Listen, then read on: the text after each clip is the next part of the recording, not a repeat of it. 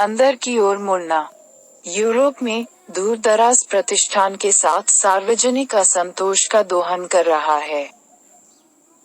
Italy में NDA के संसदीय चुनावों को रूस के यूक्रेन पर आक्रमण से बढ़े हुए जीवन यापन के विनाशकारी संकट और ऊर्जा की कीमतों में भारी उछाल के बीच सत्ता विरोधी प्रतिष्ठान को सत्ता से दूर रखने के यूरोपीय संघ के संकल्प की पहली बड़ी परीक्षा के रूप में देखा गया। और मॉस्को पर पश्चिम के जवाबी प्रतिबंध।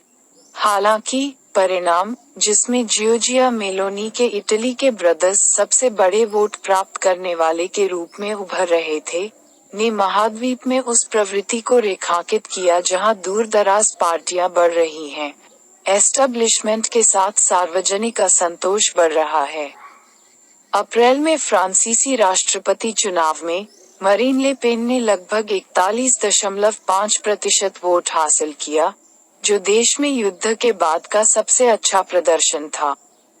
इस महीने की शुरुआत में स्वीडिश आम चुनाव में सोशल डेमोक्रेटिक प्रधानमंत्री मैग्डलेना एंडरसन की सरकार को वोट दिया गया था और स्वीडन के डेमोक्रेट दूसरी सबसे बड़ी पार्टी के रूप में उभरे थे।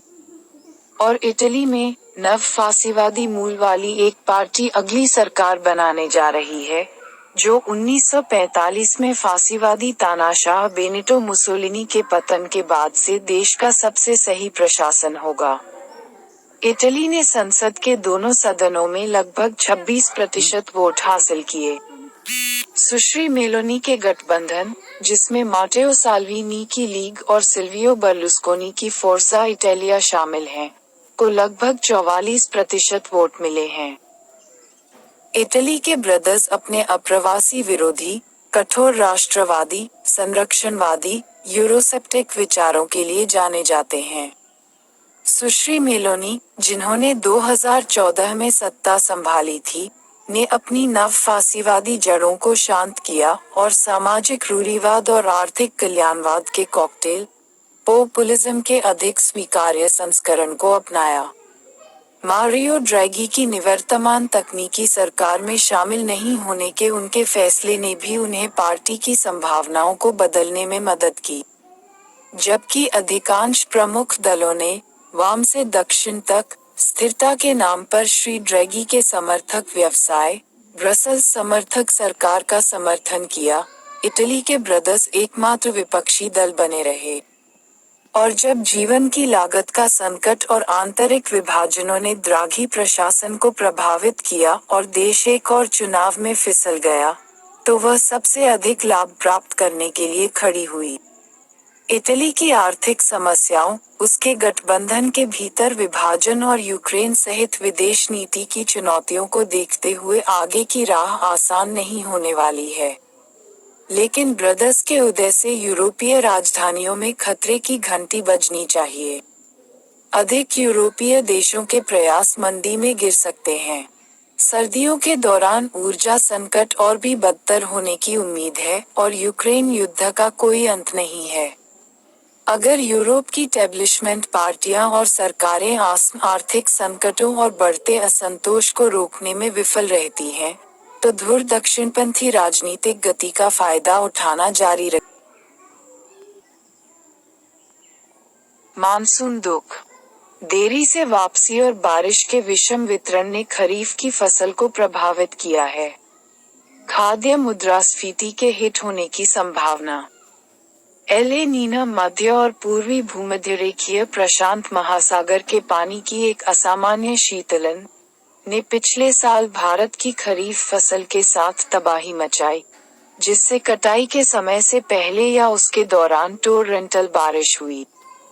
देश में सितंबर से जनवरी तक लगातार 5 महीने अधिक बारिश दर्ज की गई, जिससे सोयाबीन, कपास, दालें, टमाटर, प्याज और कई अन्य सब्जियां प्रभावित हुईं जो कटाई के लिए तैयार थीं। ला नीना की लंबी छाया पड़ने से इस बार भी इनकार नहीं किया गया है। अधिकांश वैश्विक मौसम एजेंसियों ने कम से कम दिसंबर तक वर्तमान घटना के जारी रहने की भविष्यवाणी की है। इससे सितंबर 2020 में शुरू हुआ यह खास एपिसोड बन जाएगा, जो अब तक की सबसे लंबी 3 सर्दियों में से एक है। दक्षिण पश्चिम मानसून की धीमी वापसी और पिछले सप्ताह के दौरान उत्तर पश्चिम भारत में भारी बारिश अशुभ संकेत हैं। कोई केवल यह आशा कर सकता है कि ट्रिपल ड्रिप ला नीना अपने अंतिम चरण में है और पिछले वर्ष की कोई पुनरावृत्ति नहीं है। कुल मिलाकर यह मानसून का सबसे अच्छा नहीं रहा है। जून से 4 महीने के मौसम के दौरान कुल वर्षा के अब तक की लंबी अवधि के औसत से 7% अधिक होने के बावजूद। इसका कारण इसका इतना अच्छा वितरण नहीं है। उत्तर प्रदेश से लेकर पश्चिम बंगाल तक गंगा के मैदानी इलाकों में बारिश कम हुई है। इसने चावल के नीचे लगाए गए क्षेत्र को प्रभावित किया है, एक ऐसे क्षेत्र में जो अनाज का एक बड़ा उत्पादक और उपभोक्ता है। दूसरी ओर पश्चिमी, मध्य और यहां तक दक्षिणी भारत के अधिकांश हिस्सों में अधिक वर्षा के कारण फसल जलमग्न हो गई है। हालांकि नुकसान पिछले साल के पैमाने पर नहीं है। देश के अधिकांश हिस्सों में जून में भी बहुत कम बारिश हुई, जिसके कारण बुवाई में देरी हुई। और हरियाणा, पंजाब और पश्चिमी यूपी में हाल ही में हुई बारिश से उन धान को मदद नहीं मिलने वाली है, जिनके दाने पहले ही पक चुके हैं। अगले 1 महीने में खरीफ फसल की स्पष्ट तस्वीर सामने आएगी। सरकार और आरबीआई के लिए स्थिति विशेष रूप से खाद्य मुद्रास्फीति के दृष्टिकोण से एक चुनौती पेश करती है। लेकिन बात यही नहीं रुकनी चाहिए। 2021-22 एक असाधारण वर्ष था जहां खरीफ और रबी, विशेष रूप से गेहूं, दोनों फसलों को झटका लगा। पहला सितंबर-जनवरी के दौरान बहुत अधिक बारिश से और दूसरा मार्च-अप्रैल में हीट वेव से। नीति निर्माताओं को चरम मौसम की घटनाओं को पाठ्यक्रम के लिए समान बनाने की योजना बनाने की आवश्यकता है। यह जलवायु स्मार्ट प्लांट ब्रीडिंग, कृषि मौसम तार्किक पूर्वानुमान और डिजिटल सक्षम कृषि विस्तार में अधिक निवेश करने का आह्वान करता है।